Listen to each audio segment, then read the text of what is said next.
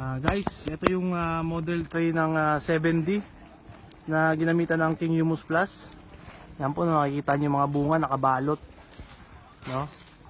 Ayan. So lalayo ako konti para makita nyo yung buong puno. Wala yung bunga. So ito si Sir Mike, no, ng 7D. Siya yung kumbaga nito, naglagay ng King Humus Plus. So Sir, konting words dyan. Ito ho yung model tray natin na talagang pinag-trialan ng KHP. Ang kuha nito is nung September, in-applyan ko ng KHP sa sowing.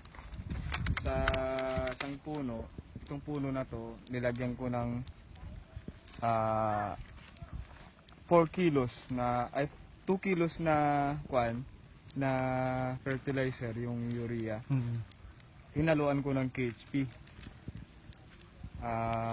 In-apply ko, tapos after 4 months, in-applyan ko na naman ng KHP sa dahon naman, in-spray ko sa buong dahon, di pa.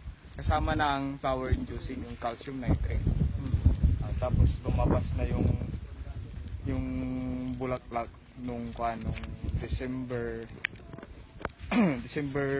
30. December 21 yung spray nito eh. December 30 yun, lumabas. Halos siya, lahat ito, bulaklak talaga. Hindi makikita yung dahon. Galing, no? So, tapos nung thumb size, saka namin binalot. Ayun, makikita. Ito yung nabagan namin ng 7,000 pieces na papel. Ito, tapos 7,000 pieces na papel.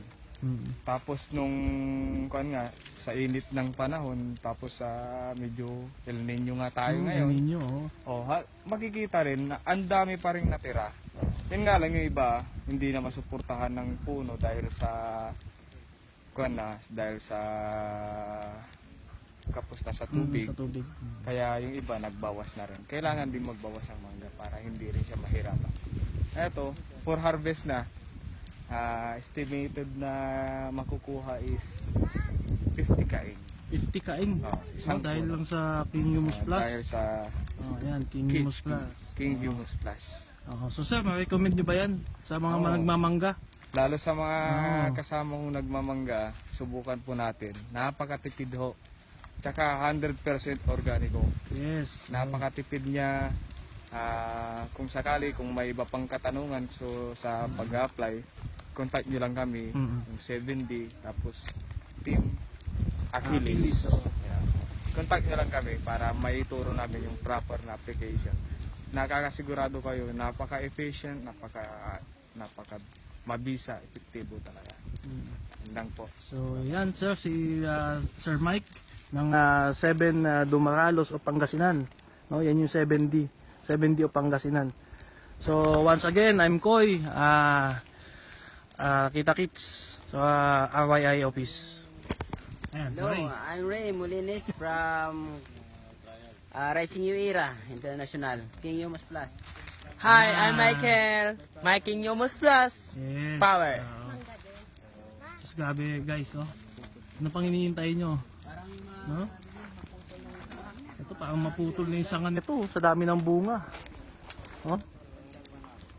Nakabalot 7,000 paper bag sa isang puno. So kung ikaw guys ay baga magsasaka, no, or ganito ang hobby, ang pagtatanim ng mga prutas. Kung nagtatanim ka ng mga mangga, no, may mango farm plantation ka, lansones, kung ano man. Eto, try mo to, King Humus Plus, no? Ang daming OFW na sumubok na nito, napatunayan nila napakaganda. So ikaw na nandiyan, nanonood ngayon, no, duda-duda ka pa, no? Wala namang nai-scam sa iyo kasi may produktong kapalit. No? Parang bumili ka lang ng fertilizer. Ang kagandahan nun, organic ito siya. Pwedeng mainom ng tao, pwedeng maipaligo, So napakagandang produkto, very amazing. So ano pang hinihintay nyo?